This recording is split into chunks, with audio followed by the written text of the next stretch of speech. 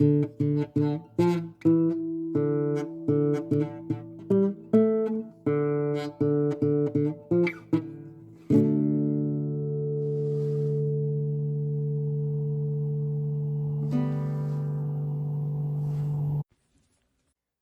up, inmates? Welcome back to the cellblock Scorch. This is Scorch 262A, and I am Peixe. So the prompt this week was "In Every Way That Matters" from Bones, and I won, but I have to tell y'all that this is one of those times where you feel like you didn't put in enough effort to win, and then it just so happens that whatever you threw together strikes the judge just right, and you win. But I definitely feel like this win is undeserved. So I guess Bones will give a little more explanation about why mine was chosen. But before I share my Scorch, I am begging you all to check out the Embers on Patreon, because Rev and Safety Matches both put slightly more effort into it than I did. Mine is just a couple lines, and then there's an image I found on Google, so I will read it and then describe the image.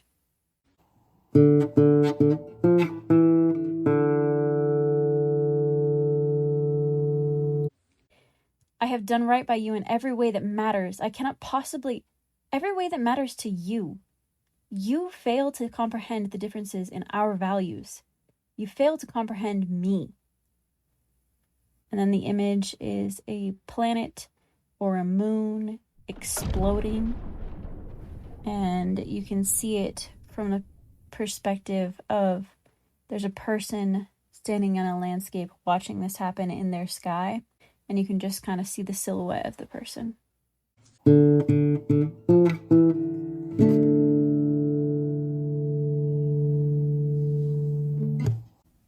Okay.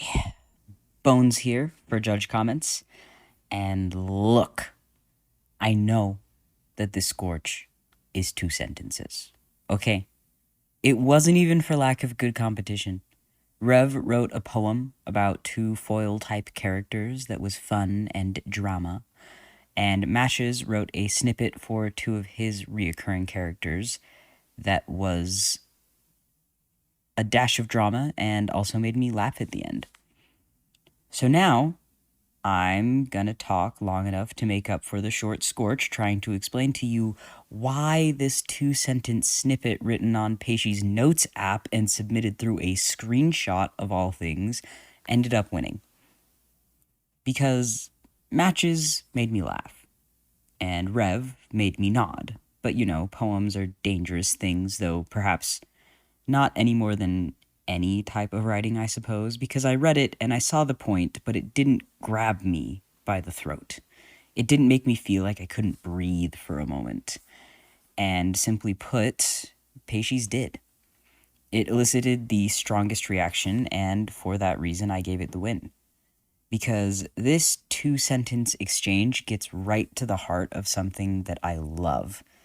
An underrated type of tragedy, or a nefarious type of neglect, depending on how it plays out. Someone really is trying their best, but the parties are just too different, and they can't seem to understand each other. Or, as this more hints towards, a situation in which someone can claim they're doing everything and the other person is being unreasonable, but they are willfully not learning anything about the likes and needs of the person they're supposedly doing all of this for. There's this song, Figure You Out, by, I'm not quite sure how you say it, Voila, maybe? Maybe it's Voila. Anyway, I don't know. But it's pretty much someone looking in on a relationship like this, where the guy is putting 0 effort into learning anything about the person he's dating, and it's a very good song. I'd recommend checking it out. And then maybe you'll be able to see the relationship that was instantly conjured by this exchange, and the vindication of the neglected party finally standing up and saying, enough. The funniest part of this winning for me isn't that it's short, but the fact that if Peixe had come out with a whole story for it, the odds are high that she would have lost. Not because it would have been bad, but because we basically have diametrically opposing views on what makes a good romantic relationship. So had she explained what was going on, I give it 80-20 odds that I would have been like, I cannot believe this is happening. I hate everyone in this situation. And so the aforementioned exchange wouldn't have had nearly the impact it did on me. Anyway, yeah, that's pretty much all I have to say about it.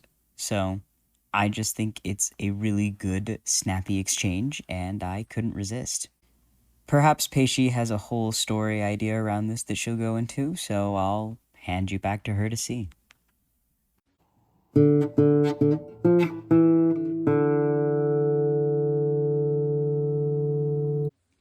So, I thought that would be a fun little image of like an apocalypse happening.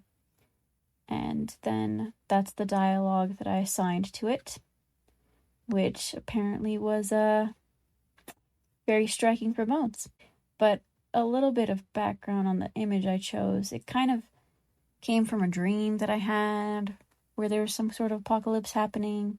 And I feel like the dialogue was vaguely related to the plot of that dream, but I no longer remember the dream in its entirety, so I can't share any further context than that. Anyway, once again, please check out those embers, because that was the tiniest Scorch in the world. But I am pleased to have a win. It's always fun. And the prompt that I gave for 263A was a man's best friend. I feel like it was inspired by something in particular, but I do not remember what it was. If I remember, I will share with y'all in my judge comments for that episode. Anyway, keep those fires burning, y'all. Thank you for listening.